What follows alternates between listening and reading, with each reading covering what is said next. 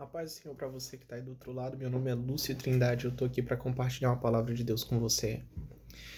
O versículo que eu quero ler se encontra em Daniel, capítulo 1, versículo 8, que diz assim: Daniel resolveu não se contaminar com as finas iguarias do rei, nem com o vinho que ele bebia. Por isso pediu ao chefe dos eunucos que lhe permitisse não se contaminar. Antes de eu falar a respeito dessa decisão e o que motivou Daniel a tomar essa decisão, eu quero falar um pouquinho do contexto onde ele tomou essa decisão. Para quem já leu o livro de Daniel, vai lembrar aí agora que Daniel, seu povo e seus amigos foram tomados cativos. Eles vieram como prisioneiros. Agora tente imaginar essa humilhação, o medo, a tristeza, a angústia, né? De você estar sendo trazido como prisioneiro para outro lugar, de você estar passando por toda essa humilhação, toda essa caminhada, né? Toda essa tortura, essa pressão psicológica, de você nem saber do que vai ser na frente ou no futuro. E quando você chega lá do outro lado, você descobre que você e mais alguns estão sendo separados porque são da linhagem real ou nobres. E você, por causa disso, vai poder desfrutar de um conforto que poderia ser um alívio, poderia ser um alívio ou um consolo. E nessa situação, Daniel abre mão do que eu quero chamar como um alívio ou um consolo, porque seria pelo menos assim que eu encararia nessa situação. Que poder desfrutar da comida do rei ou do conforto do palácio, né, seria para mim pelo menos, serviria como um pouco de alívio ou de conforto numa situação tão difícil e tão triste. Daniel então abre mão disso. E eu fiquei um pouco impressionado com isso. Mas conforme eu fui lendo o livro de Daniel, eu pude perceber da onde ele tirou essa decisão ousada.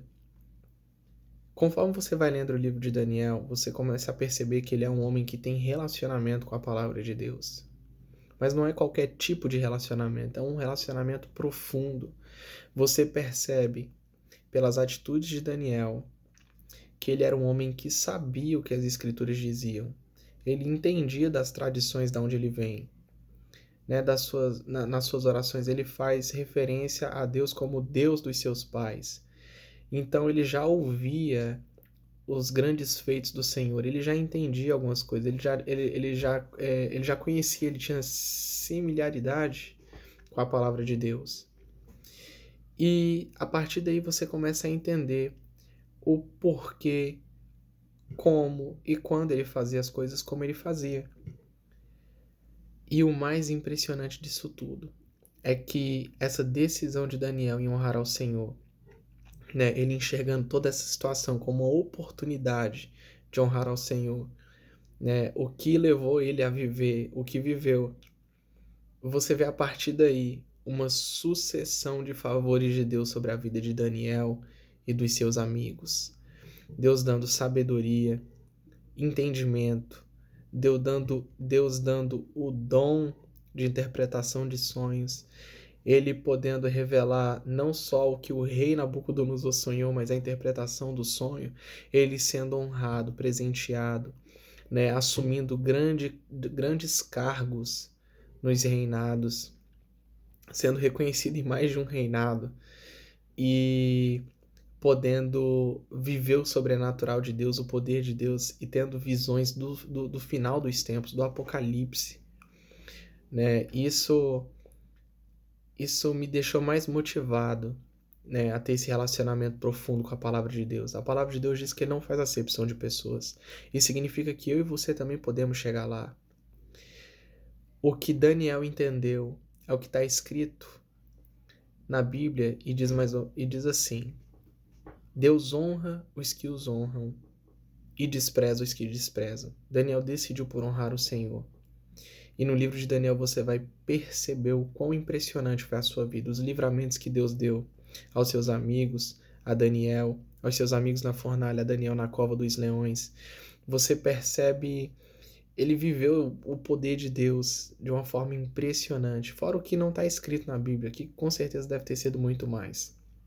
Eu quero incentivar você a ter esse relacionamento com a palavra de Deus. Eu quero incentivar você que está aí do outro lado a entender os caminhos do Senhor, para que você saiba como honrar o Senhor e para que você possa ter essa vida extraordinária também. Né? Uma vida de oração como a de Daniel. Não desistir nas dificuldades, né? Mas entender como uma oportunidade de você honrar ao Senhor com a sua fé, com a decisão do seu coração de permanecer em obediência. Se essa palavra está te edificando aí do outro lado, que você possa compartilhar, deixar seu like, quem sabe um comentário aí embaixo. E que Deus nos ajude, nos dê graça para continuarmos em frente. Em nome de Jesus. Amém.